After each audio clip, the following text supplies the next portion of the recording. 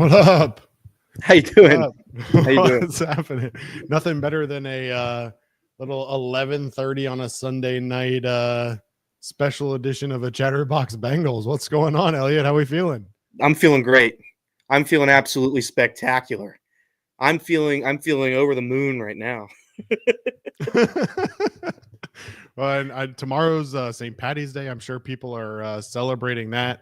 Look, we don't normally do this, but Elliot and I are kind of doing this on a fly. Jacob's had the flu. I just put the link in the YouTube chat if anybody wants to join us and talk about this. We don't normally do that, but you know what? I think tonight kind of makes sense to extend that invitation. So feel free to join. The link is in the YouTube chat, and let's get into it, Elliot. I mean, I think you have to be living under a rock at this point not to know the news. But for those of you that are living under a rock, let's get into it.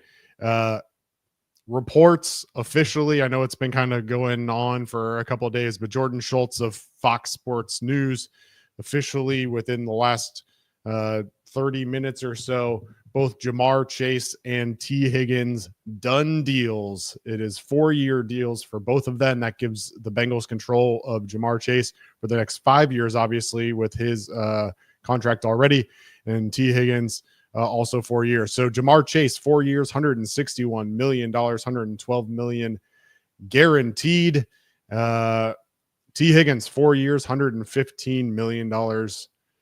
Between the two of them, $276 million contracts.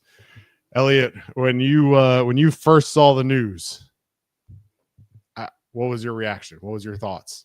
Well, we heard the rumor, we heard the thing where it's like, okay, the Bengals, they got the deals done. There's been great lengths that have been accomplished over the past few days. And when I heard that, I kind of figured that, this is the direction we were going. I keep hearing rumors on Trey Hendrickson, so maybe that's still going on. Who knows there? But as for this news, yeah, I'm excited. I keep seeing, and this is what's crazy about it, Craig. I keep seeing negative Bengals fans about this, and they're having a night right now at 11:30 p.m. on a Sunday, saying, "Oh, the defense." This is what we wanted. This is what we wanted. This is why Joe Burrow went on his media tour. This is why the Bengals have been criticized for so long, is that they haven't been able to do things like this. Well, guess what? They fixed the narrative, at least for now. Could they have got these deals done earlier? Yeah. I mean, they could have been a more competent franchise, I guess, a little bit when it comes to that. But at the end of the day, we have T and we have Jamar. That's what all of this was about, and now they're here. So yeah, I'm floored. I'm very, very excited. Now, the big thing of all of this is the job can't be finished, to quote our good friend Kobe Bryant. The job's not finished. There's more to do. So if the Bengals stop right here and they say, you know what? We quit. That's it. If that's the case, then yeah, I'll be a little bit more frustrated. But as of right now, with an entire offseason ahead of us, with a draft ahead of us, then yeah, I'm going to be excited about this move, and I'm going to be excited for the Bengals next year. Yeah, look, with T. Higgins on the field last year for the Bengals, 8-4 record with him not on the field, just 1 and 4. So yeah. Obviously, a big part of it, I know a lot of people thought, well, what do you need 2 number 1 wide receivers for? What do you need to get both of them done for? Listen, with that kind of record and the kind of success that they've had over the last several years with both of those guys on the field, there's no reason not to have them both. And the thing that I think is most interesting in all of this, and again, this is just based on reports so far, but Ari Myrov reported this just recently. He's covering the NFL for the 33rd team and host of NFL Spotlight. Rocky Arsenault, who many of you know was the agent for both Jamar Chase and T. Higgins. Jamar Chase has been represented by Rocky for years now. T. Higgins made the switch this past season to be represented by Rocky Arsenault.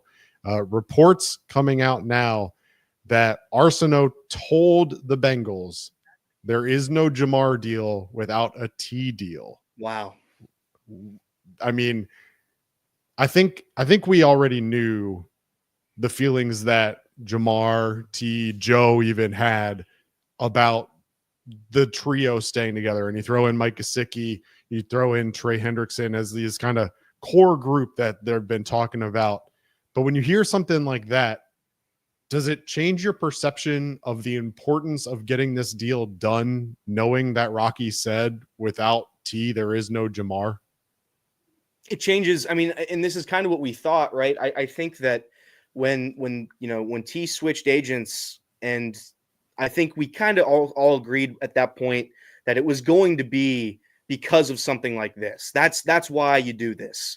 And when I hear that the deal had to be them both or none, it makes more sense why it wasn't done earlier, because you have to get them both done at the same time. You're negotiating with both, and while simultaneously doing it kind of together almost. So yeah, it does change. It does change it a little bit. And at the end of the day, I think that even if you weren't forced into the corner and said you have to get these two done together, I do think it makes it look better to have those two done, as a team, done as in unity, I guess I should say, in unison to make this move. So I'm glad the Bengals listened. I'm glad the Bengals are kind of ahead of the eight ball a little bit when it comes to helping the roster for next year, because this could have dragged on forever. This could have dragged on until the sun burned out. And the fact that we're here sitting on, March 16th, Selection Sunday of all days, that they finally get this deal done and put it behind us well ahead of the NFL draft, I think that does say something positive about the Cincinnati Bengals. I know we wanted it done 4.5 years ago, but here's the thing. If this is true, and I believe it's going to be true, then yeah, like, you had to get both these deals done together, and there was no other way for the Bengals to do that other than wait for this long. Yeah, T. Higgins, obviously, incentives as part of the contract. That contract can be worth over $30 million a year. Incredible to say this. I mean, kind of hard to believe that we're saying it, but the Cincinnati Bengals have 2 of the top 5 paid wide receivers in the NFL, and they have them under contract for the next 5 years. I mean, that's incredible to think about. I'm going to bring in a special guest now, Dustin Croft. Appreciate you joining us. What's going on, my friend? How are we feeling? Not much. Oh, it's exciting. Sorry, I don't have my camera on. It's late and dead, so I don't want to give you that view. Yeah, love you guys, the show and all that. No, it's really exciting. I mean, what I'm mostly excited about this, I don't know about you guys, but I just get sick and tired of talking about and bored by it, about Bengals ownership, cheap, stuff like that. I think, like, us as fans, it's cool to talk about, but like the national media, it's almost like it's a rite of passage. We should be able to talk about it. But then I also want to remind people, like, what happened to Chris Jones a couple years for Kansas City when they had that big contract? He sat out a game, right? Mm-hmm. Like, T hasn't sat out a game. Jamar hasn't sat out a game. I just think, like, the Bengals front office, and I don't want to sound like a homer, but should be just given credit. Like, these are, I mean, I know there's a lot of money in sports, but this is still a lot of money. These are still big decisions that have years of impact. Like, I think there could be a disconnection from reality sometimes, thinking like you just shove this money over a table. These are still big decisions. So hats off to the Bengals, the front office. I think all the guaranteed money, like, I think that sets an expectation moving forward that I'm really excited about to kind of modernize. But yeah, I'm really excited. I'm super ecstatic. It's almost like we're watching a game Sunday night in the middle of the night. It's almost like a victory we were just celebrating. Joe Burrow just threw a walk-off touchdown pass. Yeah, we're all celebrating for sure. It's a Broncos game. I agree with you, because for such a long time, and it's really what it's going to be. It's going to continue forever. It's not going to stop just because they got these two done, because then the next narrative is, well, they didn't get Trey done. And then it's going to be an ongoing flow. But to have this done right now, this early, I do think that it says a lot about where the Bengals organization and where the front office is going. I've criticized the Bengals front office organization for as long as I can remember. I've done it on the show now for probably months in a row. I don't know how many months in a row. I've been with Chatterbox for almost 2 years. Probably every single month for the last 2 years, I've been critical of the Bengals. And to have them lock up 2 elite wide receivers at $70+ million, I think that says a lot about the change that this organization has had. And I know we've all said that they haven't changed, and we've flip-flopped until the sun has gone down a million different times. But I think that we're in the right direction right now. Yeah. And as long as they continue that, then we're going to be good. But again, they could stop it right here and be like, you know what, we're not going to address the defense at all. And then we can get right back into criticizing. Yeah. But tonight's the win. We won tonight. Yeah, I agree. I mean, it's I'm excited about the draft being defensive heavy, so I think we're definitely going to go in that direction. I know everybody's talking about adding guards. Definitely want to see them do that. But man, let's Bengals fans, this is awesome. Let's celebrate it. These are really 2, I think, dudes that are cool. I want them on my team. They're they're involved in the community. They're just awesome dudes. So I like to see guys like that get paid. So. Yeah. But thanks for having me on. I just love your guys' show. Just didn't want to take too much time, but just wanted to contribute. Thank you, Dustin. We appreciate you joining, Dustin. And if anybody else is interested in joining, please feel free. The link to join is pinned in the YouTube video. Look, Elliot, I think what's interesting to me, we talked about some of this already. The numbers are right in line with what everybody's been saying for weeks that these numbers were going to be, right? I think the Jamar number probably got slightly inflated after the Myles Garrett contract, right? So Duke Tobin comes out at the combine and says, hey, Jamar Chase is going to be the highest paid non-quarterback in the league.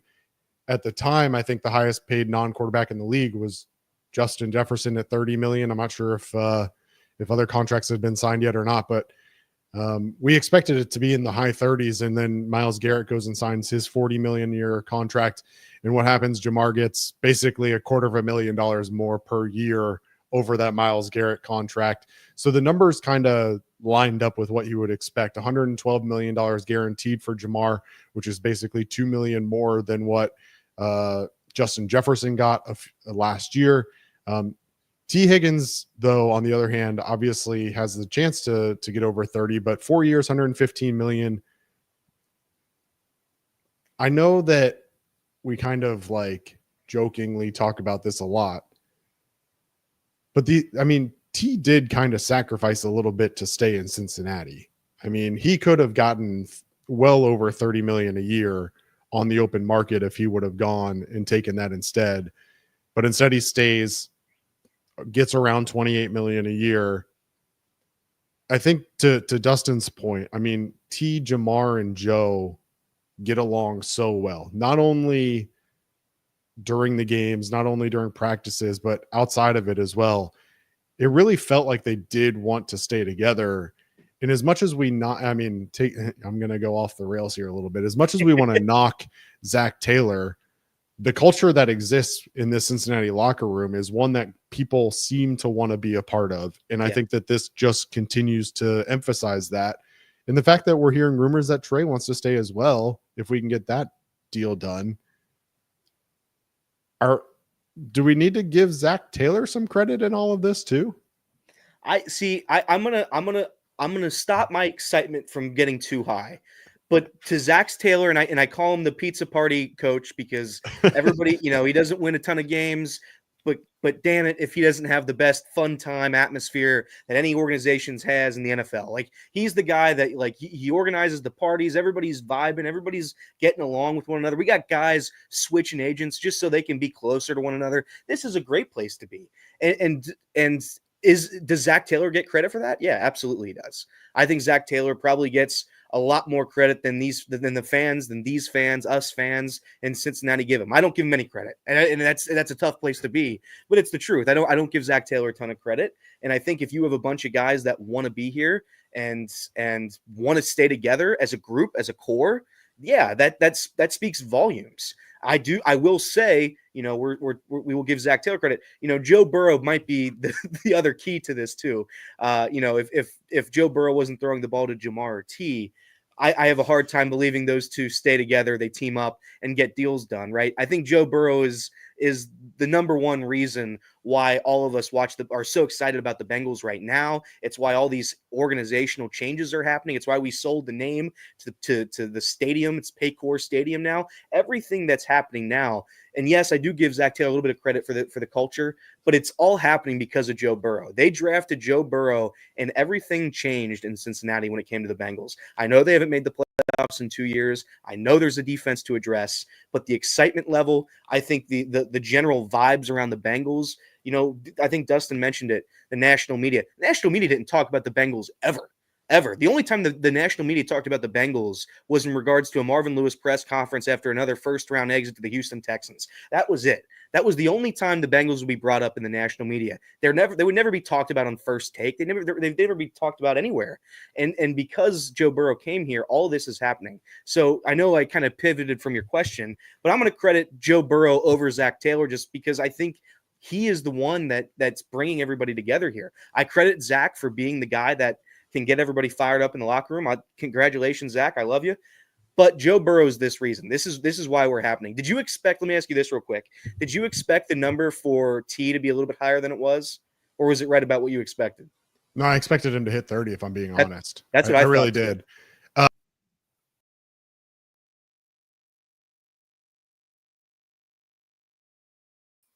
Formally announce this until contracts are officially signed, but just tweeted out a GIF of Duke Tobin saying, that's their problem. They want a receiver. Go find your own. So the Bengals seemingly acknowledging that the deal is in fact done.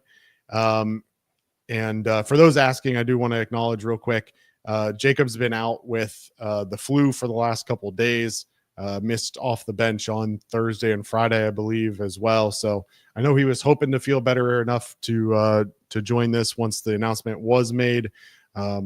I texted him, haven't heard back. My guess is that he is passed out on some Robitussin or NyQuil. But our guy Jacob's been battling a fever. He texted me not recently, but within, I think earlier this afternoon. He woke up from like a 3-hour nap. He's like, damn it, I got the fever still. He's legitimately had 100+ fever for 5 straight days. So this trooper deserves a couple hours rest. Absolutely.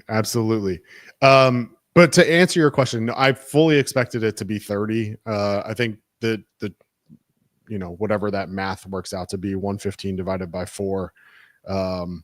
Like 28.5 or something. Yeah. Something around 28.75.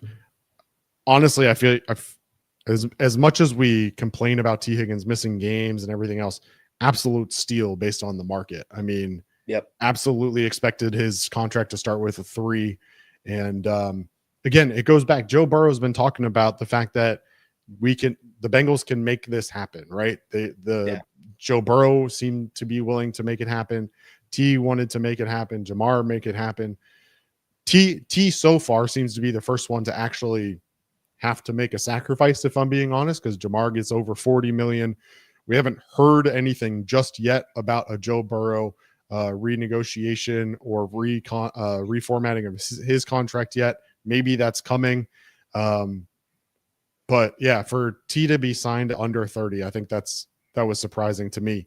Let's bring in our next guest, our guy, Nate. Nate, you look like you're muted, so make sure you unmute yourself.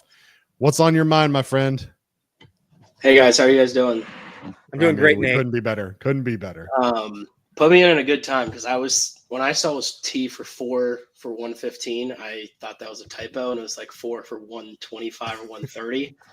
So I was very pleased with that. And Jacob has always said that if we can get both of them for under 70 million, then it's a win, and we got it for 1 under that. So can't complain with that.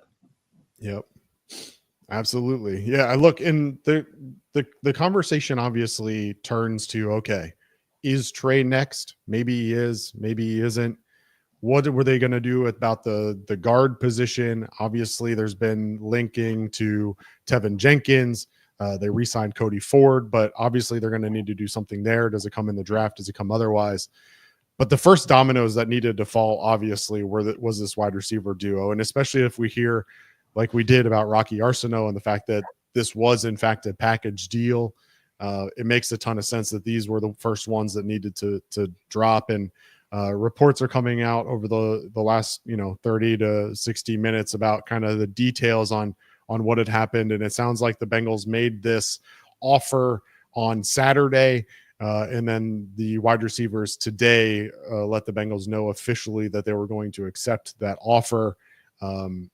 Obviously, Jordan Schultz gets the first crack at breaking the news from Fox Sports, and many others now confirming the reports that it is in fact true. So, I mean, look, I think again, going back to Nate's point and to Elliot's question before, there were going to have to be steps taken in order to make this work, and people were going to have to give a little, and a lot of it was going to have to be on the Bengals. I mean, the Bengals still just ponied up $69 million a year for two players that aren't quarterbacks, right? So between Joe Burrow and Jamar Chase and T Higgins, they're now on the hook for $124 million a year between those three guys. That's basically 45%. Half. Yeah, 45%, almost half of your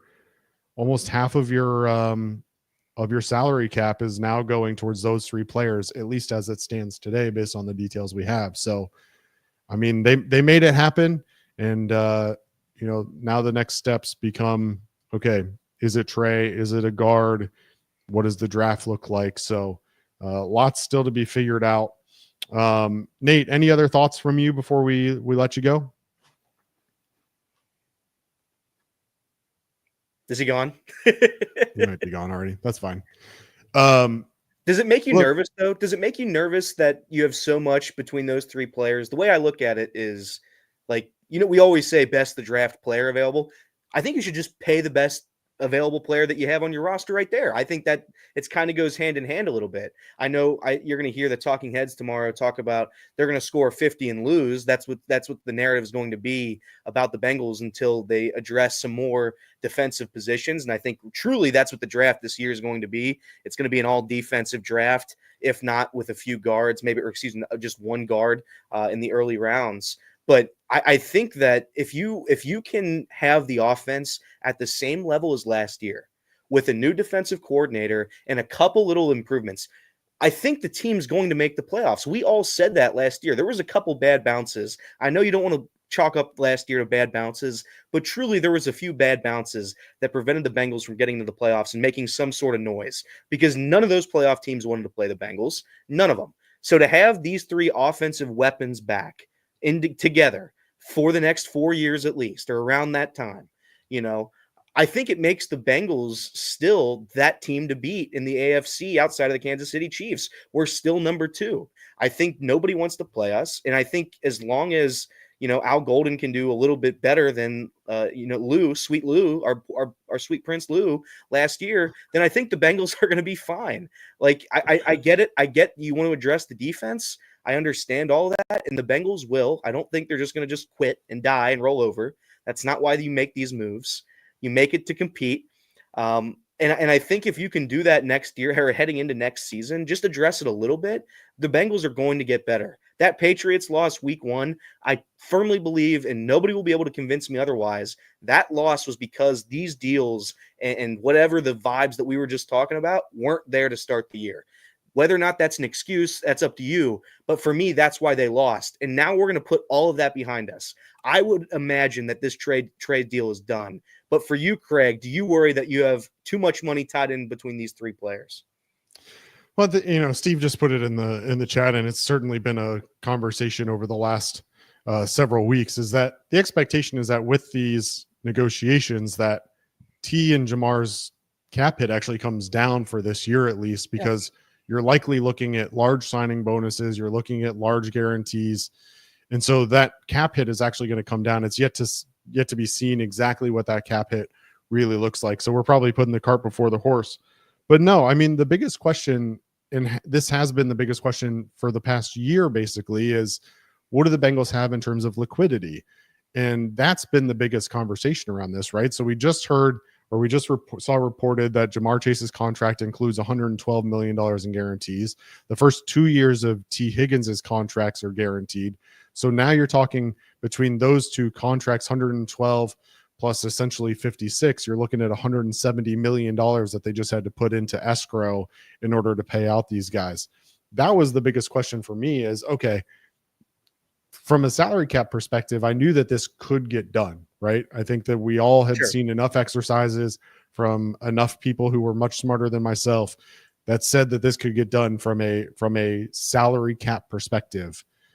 But to actually see it get done and see the guarantees on paper and now know that Mike Brown is ponied up and put that money in, the question now turns to me is, okay, can they put that same kind of money or more money in for now Trey Hendrickson, a guard, anybody else? What do they have in terms of liquidity to be able to do that? Because the expectation, I would assume, is that Trey Hendrickson is probably looking at some sort of contract in the 2 year, $60 million range, and a majority of that money would likely be guaranteed.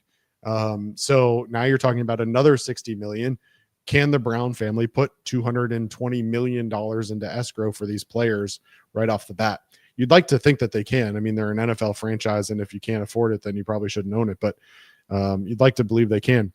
Going back to your point before, I don't think that there's any question that this Bengals offense is number one in the AFC. I actually don't think that I understand that until someone beats them, the Chiefs are going to continue to be the number one team in the AFC, but I actually wasn't overly impressed with them. I thought that the Bengals, quite frankly, had a better team on paper. They just didn't put it together for whatever reason. So as we go into 2025, I have the expectation that this Bengals team should be competing for an AFC championship yet again. And I know that there's a lot of conversation around this defense. Do they have enough pieces to make it happen? Oh, they're going out and all they're doing is signing these guys and bringing them back, and they're going to put the same exact defense out there. Well, I do have faith in Al Golden. I think that his aggressive defense and allowing these guys to play defense the way that they want to play is going to make them a better team. I still believe that, and I'm going to knock on wood here, but I'm still hoping that they can go out and draft well enough that they can add even two pieces to that defense that can contribute in 2025. I think takes them such another step higher compared to where they were. And then if you just avoid that slow start that they had last year, I mean, that Patriots loss is completely inexcusable, especially as you look back on it. You can't have that again in 2025. So you're in a position now where theoretically, knock on wood, you should have zero distractions going into 2025. There were distractions going into 2024 with contract negotiations and injuries and all of these things. Will Joe Burrow's wrist be the same? Will the contracts get done? What's going to happen? There were distractions. You now have the three most important players on your team locked up without any sort of concern there. They are locked in. There's no reason for a distraction now. Go out, put some contributing pieces in. And again, this team should be competing for an AFC championship. And let's bring in a guest now. David Shaw, what is going on? Broke out the computer, broke out the camera for us. How are we feeling, my friend? Not bad. How about you guys? I'm all right, David. How we doing? Couldn't be better. Couldn't be better. Excited for Bengal fans. Excited to finally get all this news. It's great to see that the ownership finally has ponied up and done what they were supposed to do for a long time now. But not to bring sour grapes to the party, but I do have one question for both of you. Like, what is the number one plan now for the defense? Because I mean, I'm a defensive side of the ball guy. I mean, having Jamar and having T is going to be great. I mean, it's going to be awesome, but I can't just sit here and act like this is a problem that's not going to be coming fast and furious in our face. And I just would love to know what your guys' thought processes are on that side of the ball. I think for me, number one, and Craig kind of mentioned it, is what are you going to do with Trey Hendrickson? We want no distraction. We want that distraction-free football. If you want to pay him, you can pay him. But the fact of the matter is, unfortunately for Trey, is that he's going to be a Bengal whether or not he likes it or not. And again, his agent is at fault for this. I blame the Bengals for not getting that Jamar Chase deal done before last year. I blame the Bengals for that. I blame the Bengals for not getting the T. Higgins deal done quicker than they got it done.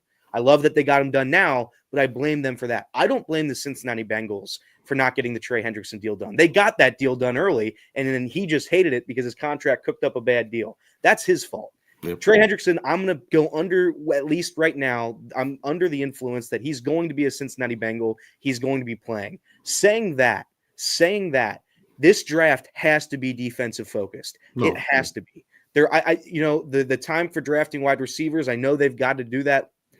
Now that we've got T and Jamar, I'm okay with not getting one this year. I'm okay with it.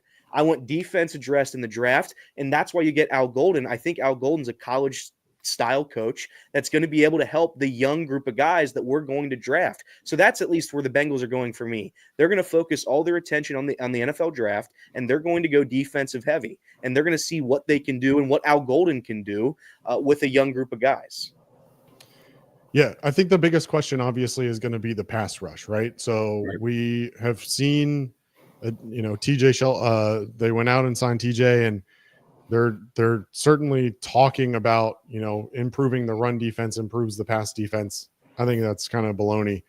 My first call would be to Calais Campbell personally. I think he is at a point in his career. I think he's going to be 39 this year. He's chasing a ring.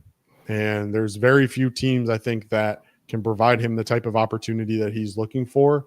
And he was still able to contribute last year. So if you can get him on a vet minimum deal, bring him in to clog up that middle, provide some pass rush up the middle, I think that helps a lot. Azeez Ojulari is still unsigned. Zadarius Smith still unsigned.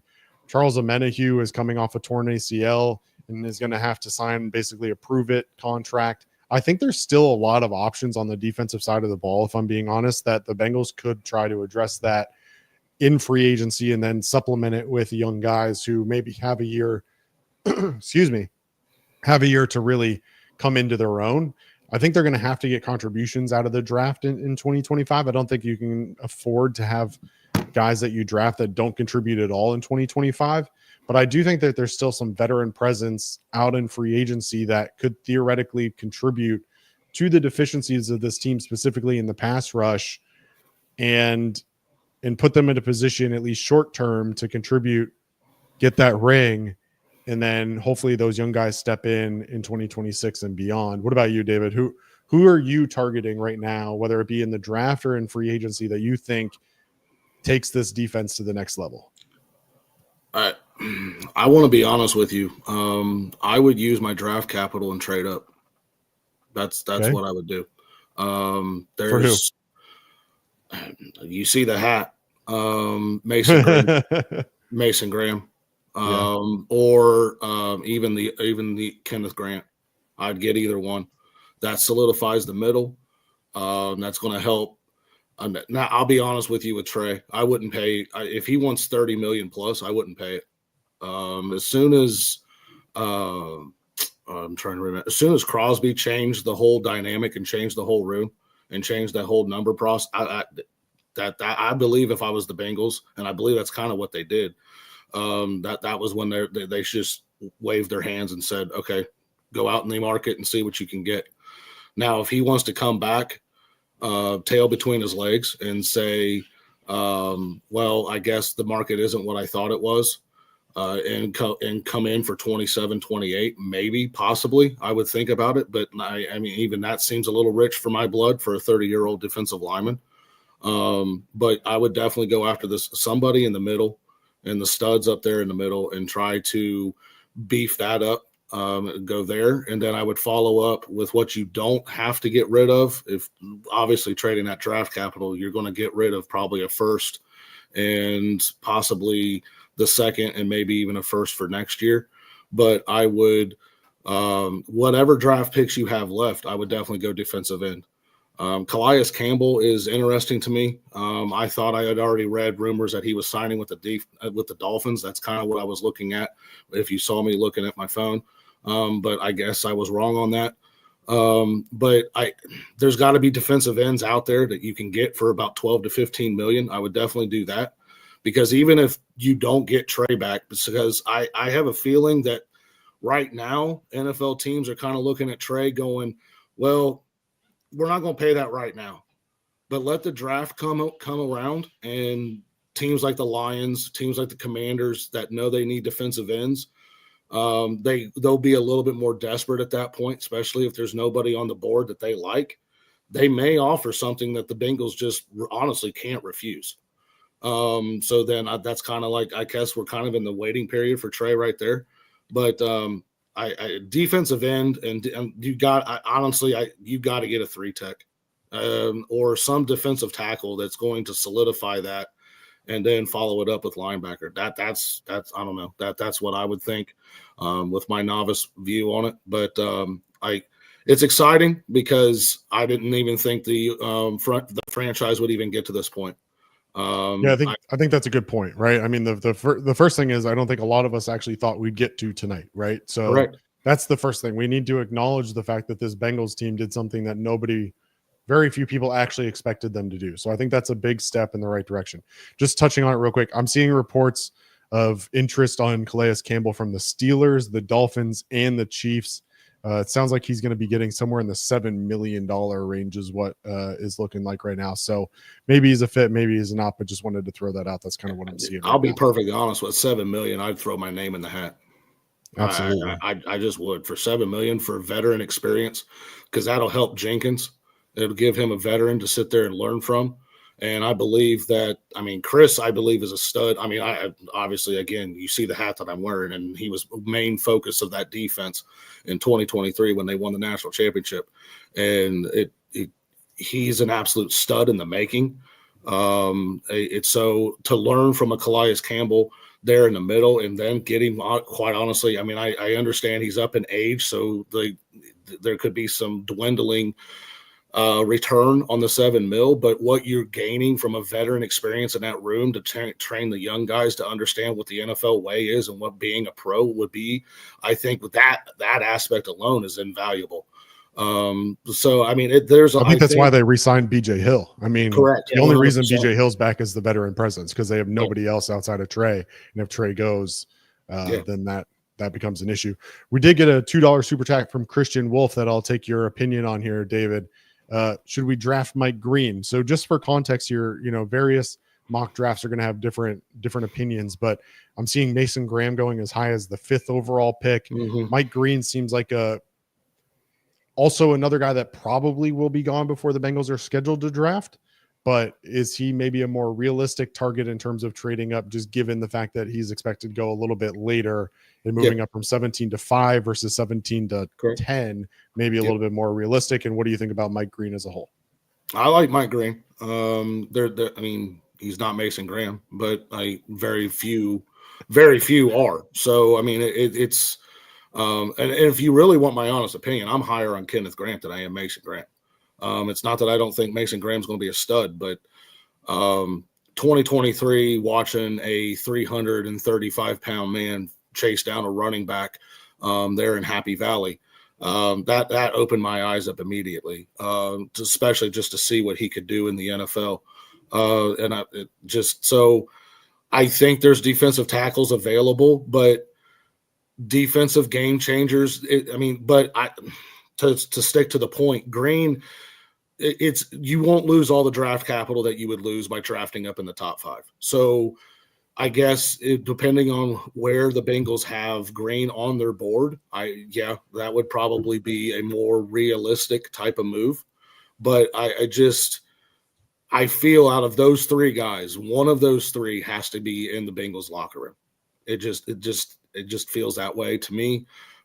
Because then maybe that even gives Trey even another incentive to say, you know what, they brought the 2 wide receivers back. They're definitely trying to spend money.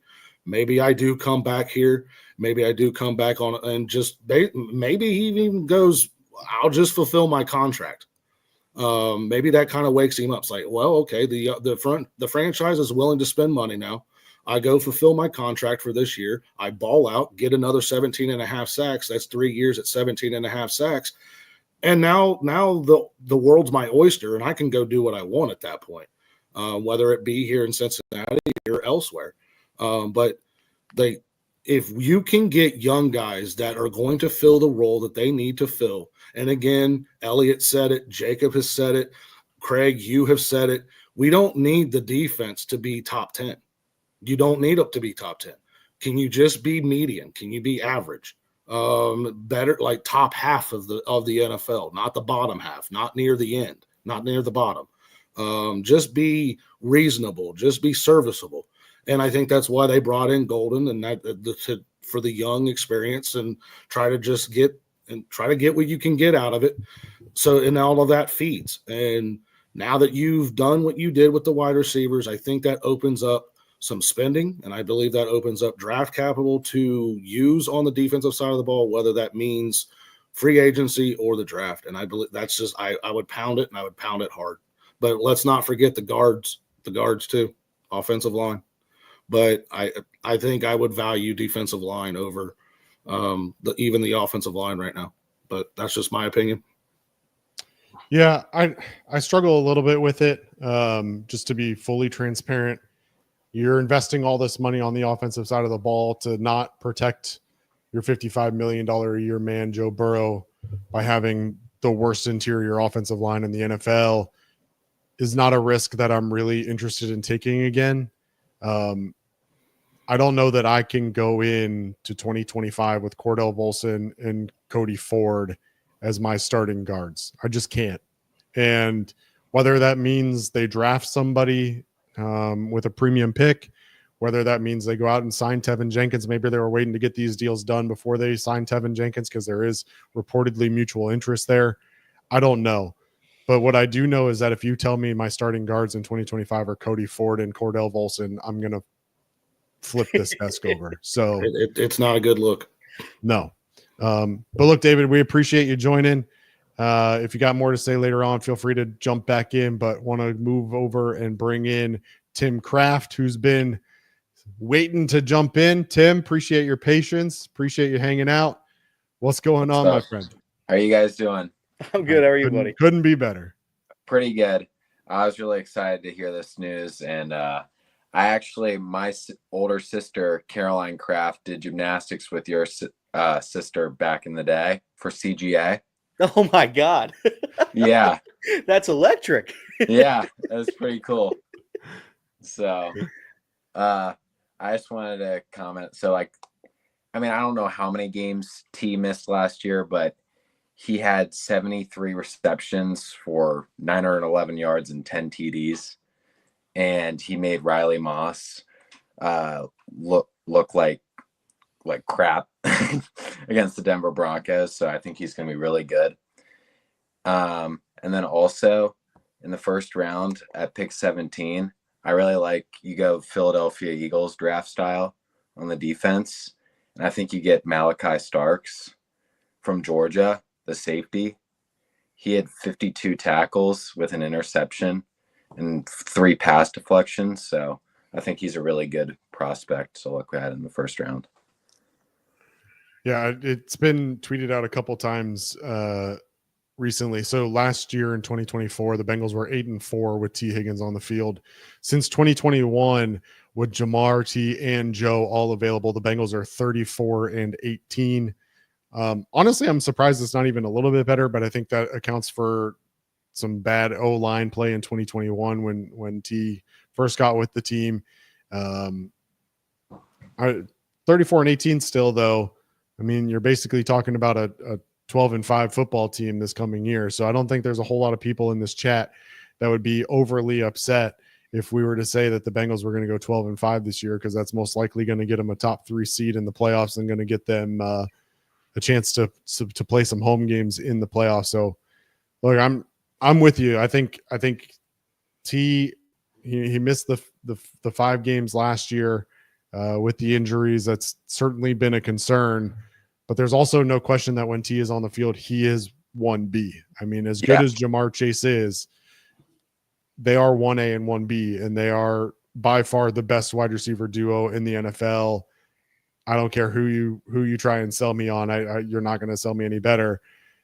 And when you have, at least in my opinion, a top 3 quarterback in the NFL in Joe Burrow, and now you pair him with 2 top 5 wide receivers, high quality tight end who's got flexibility in Mike Gesicki. Andre Yoshivas has shown ability in the red zone and in short yardage. I'm very happy with the weapons that Chase Brown and what he showed out of the backfield last year, both running the ball and catching the ball. It's going to be hard to stop this offense. I understand too. I understand the injury thing. I get it. I understand that T. Higgins has missed games, and I think I said it pretty early on last year that that's why you don't pay him, right? You're afraid to pay a guy $30 million and him to play half the season. My argument against it now is the Bengals play so well with him on the field that I'll take a $28 million risk and have our offense be, as Craig just said, the number one offense in the AFC. I'll take that risk at $28 million, and we'll see what we can do. Because as of right now, I get two risks. I can either bet on T. Higgins, who we know is very, very good at football, or I can bet on the Bengals front office to draft us a wide receiver. Yeah. Shout out to Jermaine Burton. I don't love my odds going to that. I don't like it either. Don't get me wrong. I love going to the casino as much as the next guy, but let's play some football, guy. So I'm going to take the risk with T. Higgins. I understand not wanting to pay him. I get it all. But at the end of the day, you're getting a level of play with Tim and Jamar and Joe paired together that you're not going to get. I don't care who you find out there right now that's available. Even if you wanted to trade for somebody outside of Justin Jefferson, I don't see a better pairing in the NFL, like Craig just said. So I love it. And he does one thing that Jamar Chase can't do is go get that ball up in the air where no one else can get it at 6'6". 100%. But I want Geno Stone out of there. He missed 15 tackles last year. I think you package him with Jermaine Pratt and try to get a fourth or something like that. But I don't really want to see Geno Stone on my defense next year. I think a part of the Bengals too is, and Craig's a Reds guy, I'm a Reds guy, and not to compare these two franchises as much as I do, but I'm going to compare them. A lot of the Bengals defense, though we think that we can just throw money at it and replace every single position, you have to have the guys that you have, and they have to play well. Sheldon Rankins was supposed to play well last year. The guy was a no-show. If he was sick, I'm very sorry. But if he wasn't, he didn't do anything. Geno Stone didn't play football until the last 4 weeks of the season. The guys that the Bengals have to be there, and they have to play well. In terms of would I trade Geno Stone, I'd be willing to see Geno Stone back on the Bengals. I don't think that what we saw at the beginning of the year was the Geno Stone that we saw at the end of the year. I think there was progression, and I think with a new defensive culture that Al Golden's going to bring in, I think you could see something different. But I wouldn't be opposed to it. I wouldn't be opposed. Yeah, I mean, he started to turn it on toward the end of the year, 3 picks in his last 5 games. Yeah. But I really like Malachi Starks. I think he's a ball hawk. He tackles really well. He picks up for the speed where Jordan Battle doesn't necessarily have it, but obviously Jordan Battle's a thumper, and he's a really good tackler. So I think those two in the backfield, and especially with Al Golden being a college coach, knows how to develop those type guys. So 100%. Yeah. And then the Philadelphia Eagles, I mean, they draft basically Georgia defensive players. And I mean, look at how that's turned out for them. Yeah. So. Well, Tim, thank you, brother. Thank you for coming on with us. Yeah, no problem, man. Appreciate it. If anybody else is interested in joining the stream, we did pin the link to join. All you have to do is join via website. Feel free to turn your camera on or off, whatever you feel most comfortable with. Again, if you're living under a rock, Jamar Chase and T. Higgins both sign or expected to sign 4-year extensions. For Jamar Chase, it's $161 million. For T. Higgins, it's 4 years, $115 million. 2 of the top 5 highest paid wide receivers in the NFL are now locked in with the Cincinnati Bengals for years to come. Elliot, I want to get your take on one other thing. And I talked about Zach Taylor and the credit he deserves. I talked about this Bengals front office and the ownership group getting the credit that they deserved. But I've got to ask the question, how much, if any, did Joe Burrow's media blitz play in to this now news that we're getting tonight? I want to be careful with what I say because I don't know what happened behind the scenes. I don't know what the conversations with Joe are like. All I know is that during my time as a sports fan, I'm 25 years old. I have never seen a quarterback go on media tours and not plug a product, not go on with a sponsor. He was out there working as an agent, essentially. He was out there trying to get a contract for his teammates. I have never, ever seen that. And I have a hard time believing he felt that as a guy, by the way, a guy that doesn't like probably speaking to the media a whole lot. You don't see a lot of Joe Burrow interviews. For a quiet guy, kind of guy like Joe, I don't think he does that unless he feels he has to. So yeah, I think what he did and all the noise that surrounded the Cincinnati Bengals, I do think it made a difference. I do think on March 17th right now, as we pass midnight, yeah, I think that was a large part as to why both these deals got done.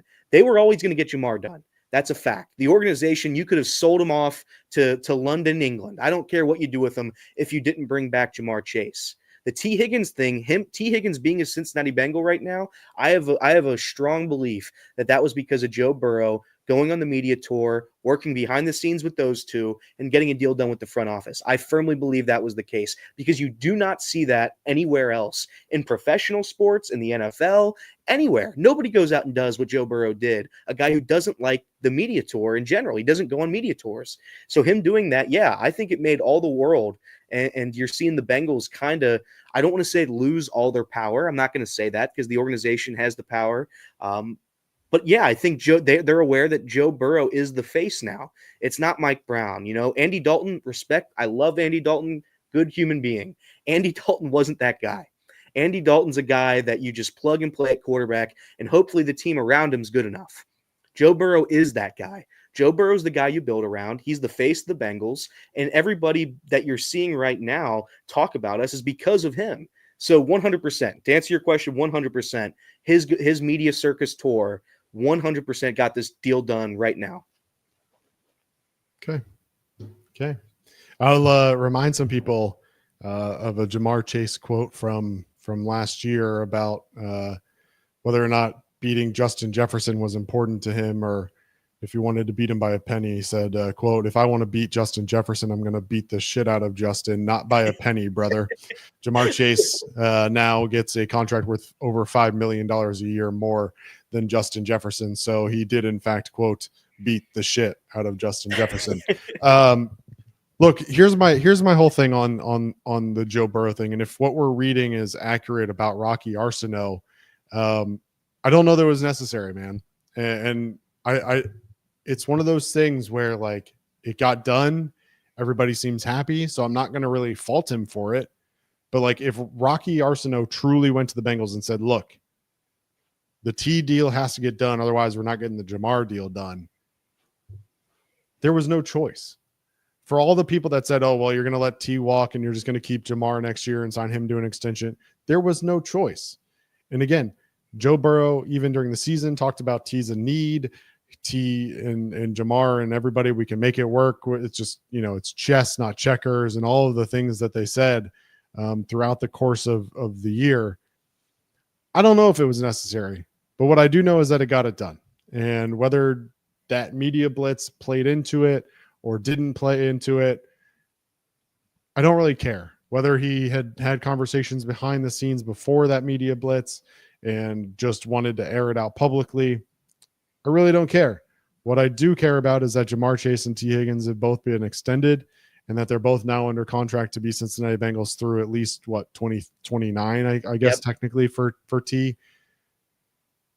That's all I really care about, dude. Like I as much as I respect Joe Burrow and as much as it felt like the pressure was being put on them significantly, it sounds like Rocky Arsenault put enough pressure on the Bengals behind the scenes that may or may not really needed. So we'll see.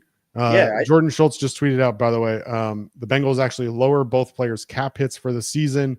Higgins' cap number was over $26 million. Chase's was over $21 million, both expected to decrease, giving Cincinnati more flexibility to continue building their roster. So as I said before, now that they've got these contracts done, they can move on, whether that's a defensive free agent, whether that's a Tevin Jenkins or another offensive guard is to be seen. But the expectation now is the Bengals can move on and continue with the free agency that many people have been somewhat disappointed with of the Bengals so far.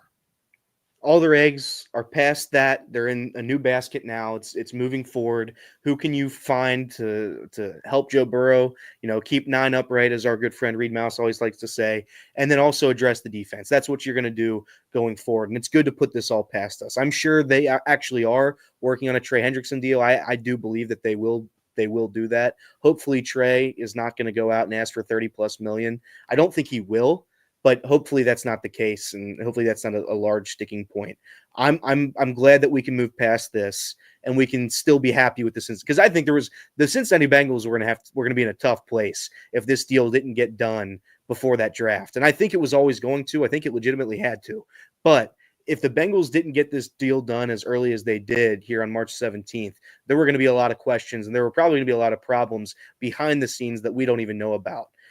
Joe Burrow, I wonder if he talked to, I wonder how, the part I'm very interested in is how involved is he with, T and Jamar's agent? How involved is Joe? Is he the middleman for the organization with those two, or is he the one in control of all of it? I'm very curious to see how it all is working out behind the scenes. Obviously, we'll never know that answer, but it is interesting for sure. But again, the Cincinnati Bengals all the way back, baby, for the first time in I don't know how many years, Craig. Probably since the AFC Championship run 3 years ago or 2.5 years ago. It's felt like the Bengals are officially on the right track, back to being a powerhouse in the AFC, back on the way to another AFC Championship, because I do think they're the best team in the AFC as of today. Yeah, I mean, knock on wood. I mean, I do think that they are or should be the odds-on favorite to be the AFC Championship and be the representatives of the AFC in the Super Bowl in 2026. I still have concerns, as does everybody in this chat, I'm sure. It sounds like, based on what we're seeing. But what I feel most confident about it now is that this is just step one. And we knew Gesicki was easy enough because the numbers were low enough. It didn't really make a difference. But when you're talking about going out and signing guys like Tevin Jenkins, who are going to command a decent contract, when you're talking about going out and truly adding impact makers on the defensive side of the ball, that's going to cost money. And for the Bengals front office, who I'm sure are constantly thinking about their budget and the money that they have, they wanted to get this done before they moved on to anything significant elsewhere. And I think this frees them up to do that. And, ultimately there was a lot of conversation around, what would be if T Higgins leaves, what do they do to replace him?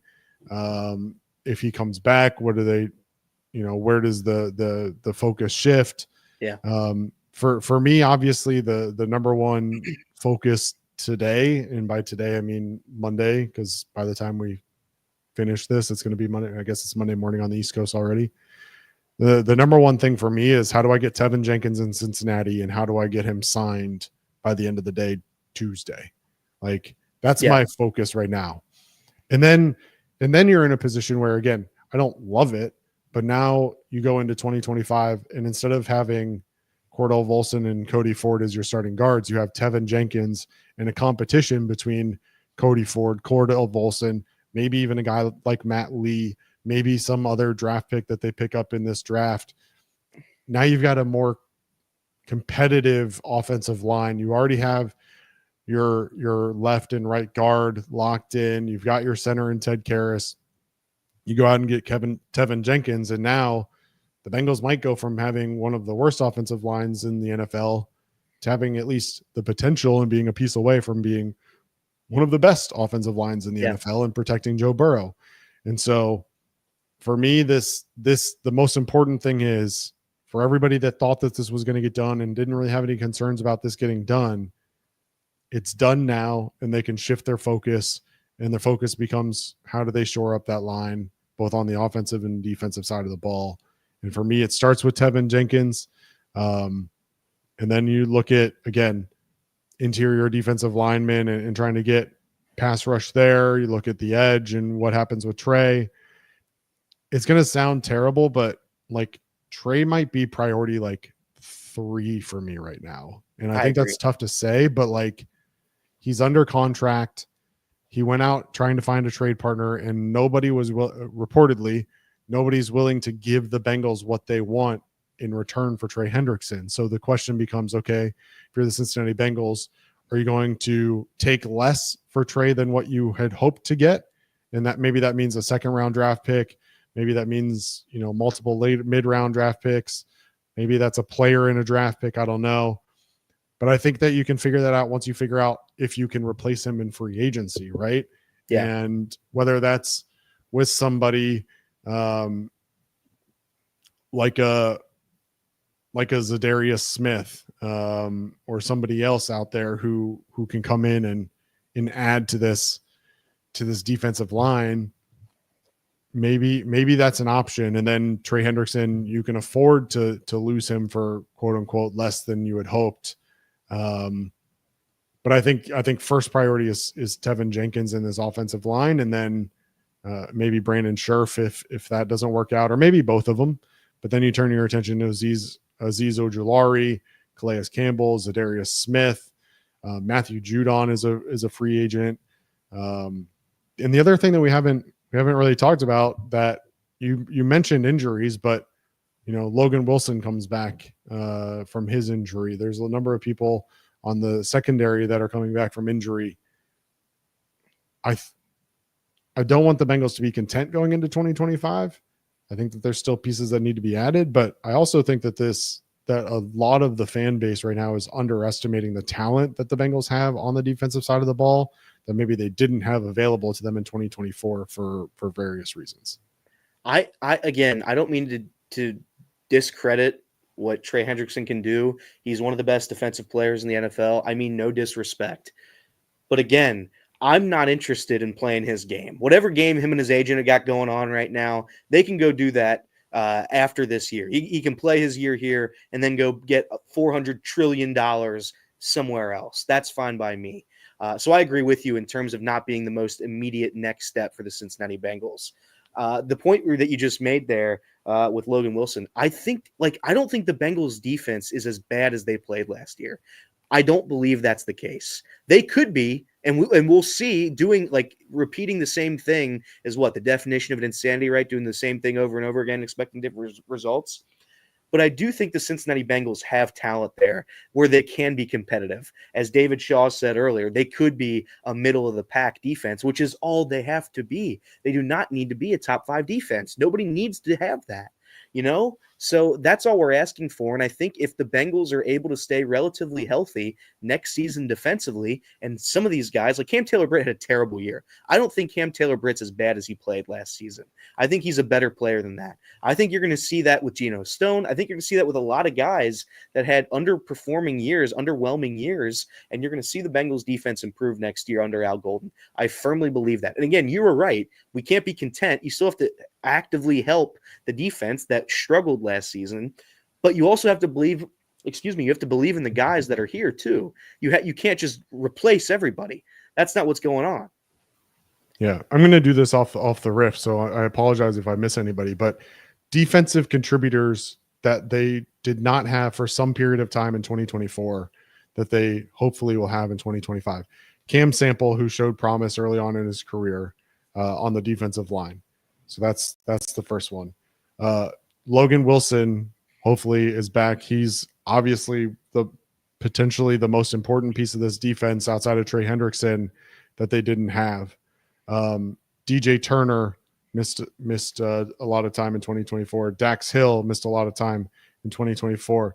So you've got, 4 or 5 different guys who were expected to be contributors in 2024 that you didn't have for the full season, and now coming back in 2025 or expected to be healthy in 2025. So as much as I'm 100% on board with defense being one of, if not your top priority in probably the first 4 rounds of this NFL draft, there are a number of pieces coming back that maybe people are overlooking a little bit. And there's a lot of people in the chat saying that Dax is a bust. I thought Dax started to look okay at corner before he went down with his injury. I mean, I'm not going to sit here and act like he was perfect, but for a guy who was playing corner for the first time in his NFL career, I mean, I didn't think he was terrible. And he certainly, I wouldn't call him a bust at this point of his career. I mean, I'm pulling it up now, so I apologize, but like Dax Hill, when he was on the field, was not nearly as bad as people are trying to say that he was. He played the first five weeks, got a 68.2 overall PFF grade on defense, coverage grade of 68.0. Like, he had games where he didn't look great, but he also had games where he looked really good. He looked good in the New England game. He looked good in the Carolina game, struggled against Baltimore, struggled against Washington. But like overall, for a guy who's in his first real year being a corner, I think you give him a chance. And I'm not saying that you don't draft a corner or that you don't look to try to improve overall on the cornerback positions, because you probably can't go into 2025 with Cam Taylor Britt and Dax Hill and DJ Turner and Josh Newton as your only real options, DJ Ivy as well. So maybe it's probably not as bad, but you're also losing a guy in Mike Hilton who was a big piece of your run game on the defensive side of the ball, or expected to lose Mike Hilton. So look, for those people who are down on Dax Hill, I would urge you to just pump the brakes a little bit. I understand your frustration, but I don't think he's nearly as bad as a lot of people are saying that he is in the chat. So I'm okay with it. But we'll see. That's not to say there's not a lot of holes on this defense that need to be addressed. But we'll see. Let's see. What else is on your mind, Elliot? Anything right now? I don't know. I think that everybody's down on our defense. It's very funny in the chat. I understand why you're saying, everybody's saying why they're down on everybody. I get it, but you can't realistically expect the Bengals to have top 10 player at every position.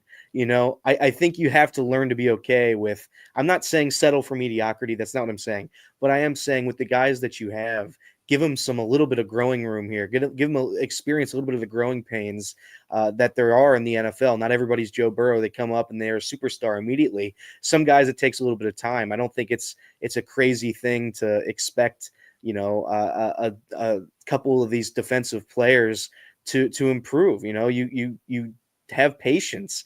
I know last year it sucks what happened, having the best offense, having the number one sack leader in the NFL. I understand the frustration with not making the playoffs, but again, you have to give some guys time. There's a lot to do, a lot of work to be done. We're not, by the way, we're not done yet. That's the best part of this. You got this deal done early. We can focus everything else on the moves that the Bengals are going to go address the defense and address the offensive line, hopefully. As of right now, we still have that belief, and that's what I'm going to believe right now. But there's no reason to get too down on the Bengals defense after last year. I think there's still room to grow. Craig just listed off 4 or 5 guys, obviously, that weren't playing for the Bengals and that should have been playing last season as contributors. Whether or not you think those guys should be contributors or not, that's up to you. But I'm not going to write off the entire defense right now. I think if you expected the Bengals to focus all their attention on the defense, I think that's a little bit silly, because having the number one offense in the NFL isn't nothing. I know we can sit here and say that they're going to lose all these games 75-62. Like I understand the sarcasm, but having the number one offense is incredible. And there's nothing wrong with focusing your attention, having 45% of our payroll on the offense and to have it be the number one offense. I don't think there's anything wrong with that. So I'm not expecting the Bengals to make life-changing moves, life-altering moves on the defensive side of the football going forward. I expect some things to be addressed, but I don't expect the Cincinnati Bengals to all of a sudden, we're just going to focus everything on the defense, and we're going to forget about Jamar and T, and we're going to have the most expensive defense in the world. I don't think that was ever going to be the plan either. So I'm perfectly content with the Bengals plan going forward. As Craig said, this is step one. There's a lot that's going to happen. Yeah. And look, we're not there every day. We're not reporters. We're not ingrained, but there were plenty of people on social that would know, that claimed that Lou was not great at developing young talent and that he was reliant on the old heads on the defense rather than giving the younger guys opportunities that maybe deserved them or earned them or otherwise. Say what you want about ulterior motives out of those individuals that were posting those kinds of things, but the truth of the matter is that they're people that would know. And whether you want to say that those people were only doing it because they were trying to defend certain players on the team or whatever it is, this is an opportunity for those players to come out and really show whether or not they're NFL's caliber players. And for Cincinnati fans to not be willing to give them that opportunity in 2025 under a new defensive coordinator who, again, coming from the collegiate ranks, has been all about developing young talent. I mean, that's literally what you do at the collegiate level is you get guys ready, especially at programs like Notre Dame, is you get them ready to be NFL players. And Al Golden has a track record, and it goes beyond just Notre Dame.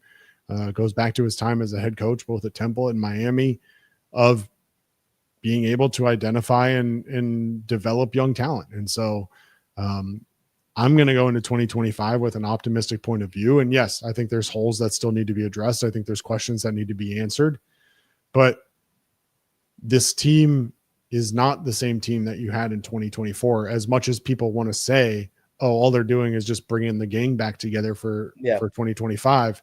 It's just not true. It's just not. There's guys that were not available in 2024. There was a lack of development in 2024. And again, there were distractions going into 2024 that led to a slow start that I think the coaching staff is going to have to figure out how to address going into 2025 to ensure that they don't have the same slow start that they had in years past. But the truth of the matter is that you now have your core. And I know that there's other guys that many view as part of that core, including Trey Hendrickson, but you have your core. And the way the NFL is today, offense wins. It just does. And you look at what Philadelphia was able to do, and yes, they have a tremendous amount of talent on defense, but they were able to score too. And they had a running game, they had a passing game, they had everything. And I know that a lot of people want to emulate that on the Bengals side as well by going out and getting young guys and young talent on the defensive side of the ball and being able to retain and develop that. It's totally possible. Totally possible. And whether it's what was suggested earlier and the Bengals, combine some picks and trade up to try and get somebody, or they stay put, or even what I might argue is a better solution is because this draft is so deep, especially on the defensive side of the ball, I wouldn't be opposed to trading back. And I know that goes against what was brought up earlier, but the truth of the matter is that they have 6 picks with a lot of needs. And so I wouldn't be opposed to trading back, whether it's the first round or after that. I do think that there's an opportunity to add a couple more picks. Maybe it's Trey, but that'll be determined in the coming weeks. Is there off the bench tomorrow, or are you guys off for St. Patty's Day? There should be off for St. Patty's Day. Come on, was that a national holiday now? Hey, yeah, we will be there. We will be there tomorrow. I believe is the plan. If we can muster up the guys. Again, shout out to my internet tonight. My internet absolutely died on Friday. Had no shot at it. I'm thank God it's there today. Everybody's been saying I look red, so I was working out before you sent the text tonight. So thank you everybody very much for sticking with us. We do have Off the Bench tomorrow. And I believe you guys are doing, I mean, I feel like Chatterbox Reds is posting every single night, every single day for, all the spring training content. So the Chatterbox crew is still working hard here. Yeah. And shout out to Kirby. Obviously he's putting out a ton of content on Chatterbox Reds, but also we didn't have Chatterbox Bengals set up on StreamYard because of just hadn't had to do it. And so appreciate him getting this set up on the fly for us. Obviously, I'm sure Jacob is asleep right now, but I hope that he gets the rest that he needs and that he's feeling better soon. But look, when I saw the news at 11 o'clock on a Sunday night, I didn't know what to expect. I appreciate you jumping on with me, Elliot. I appreciate the 100+ people who have been hanging out with us for the last hour and 15 minutes. The truth of the matter is that tonight is a huge night for the Cincinnati Bengals franchise. And not only because they locked in 2 of their star players, but they did so in a way that this Bengals franchise has never really done. They gave Jamar Chase over $40 million a year, including $112 million guaranteed. They locked up their number 2 wide receiver for 4 years, giving him $28+ million a year, including $60+ million guaranteed is what we're hearing. There is work to be done, without a doubt. But I think I speak for a lot of Bengals fans when I say that this is a very good indicator of the future of this Cincinnati Bengals franchise. And I'm excited, and I'm going to do my best. I know I'm Mr. Negative on Chatterbox Bengals because Jacob is positive all the time. I realize that my job is to be negative on this show. But I'm going to do my best going into 2025 to stay positive, and I hope you all will too.